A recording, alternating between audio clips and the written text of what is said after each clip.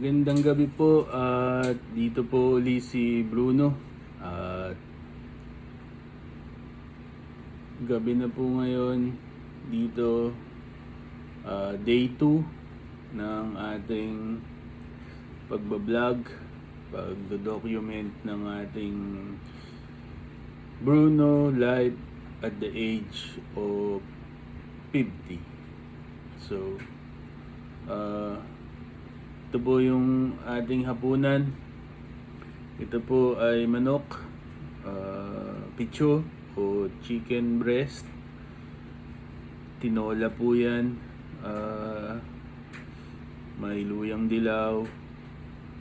Tapos ito, mga gulay yan, mga dahon, spinach.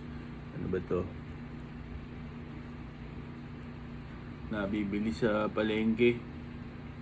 Yan po ang ating ulam ngayon. Saan po ang ating pipino or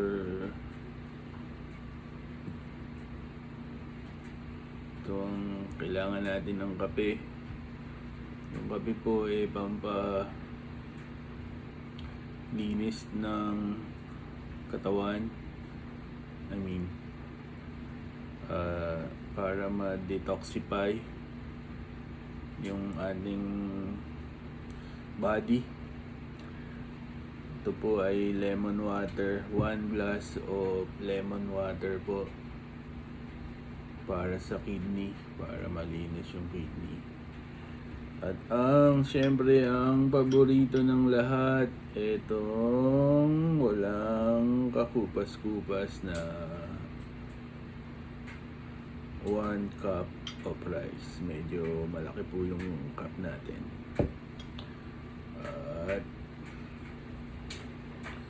huwag po natin kalimutan magpasalamat sa Poong May Kapal, sa ating mga biyaya sa araw na ito. Pumasok po tayo sa trabaho. I-upload ko po yung video na yon bukas, yung nag-drive tayo papunta sa trabaho.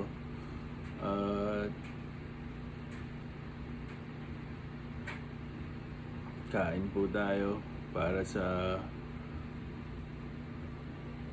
malakas na pangangatawan. So ang goal po natin sa channel na to sana sa pagsabit ng 70 natin, 70 years old sa pagtanda, malakas pa yung katawan natin. Kaya i-documentary po natin itong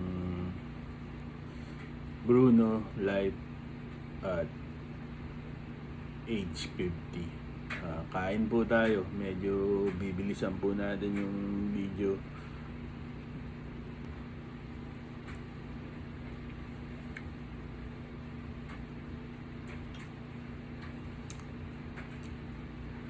Yung po muna tayo ng lemon water para ma-wash out.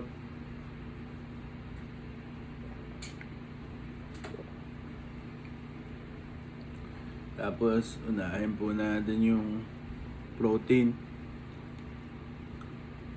Itong picho.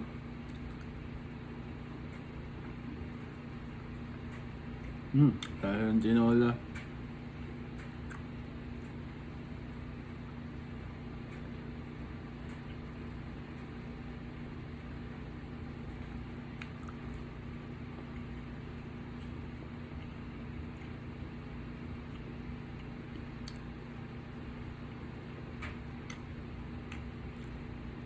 Pa-fast forward po natin ang video para hindi boring panoorin.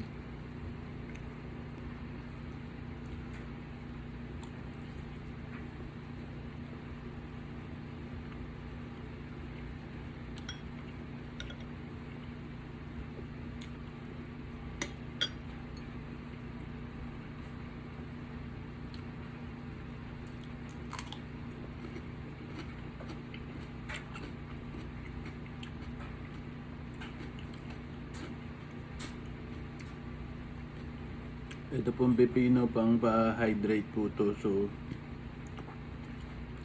Kailangan na ang katawan natin to. Lalo na medyo mahirap yung trabaho natin dito. Sa manufacturing po tayo, so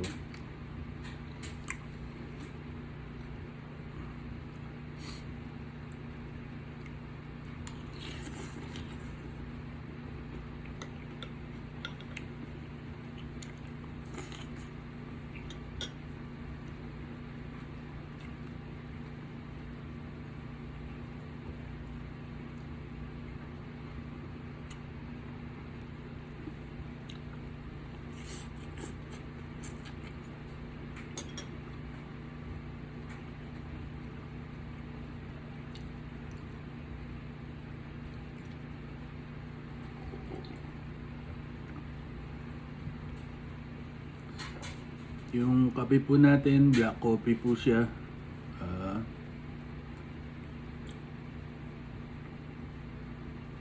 Walang sugar, walang asukal, walang gatas, walang creamer. Medyo yung mga sugar po is hindi healthy. At yung creamer is super na pagkain yun, super processed food. At yung milk sa umaga po yun natin iinumin pag meron. Matatapos na po tayong mag-dinner.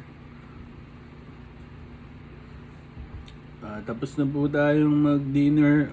May leftover po tayo. Itong mga leftover natin, in case na magutom tayo mamaya, kain po ulit tayo. Dahil sabi po ng mga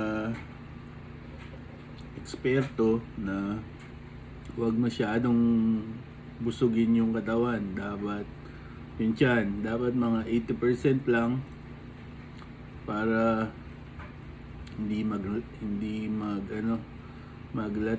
manlata yung katawan, hindi mag couch potato, upo lang sa couch pagkatapos kumain. So kailangan gumalaw yung katawan natin pagkatapos nating kumain. Hanggang dito na lang po.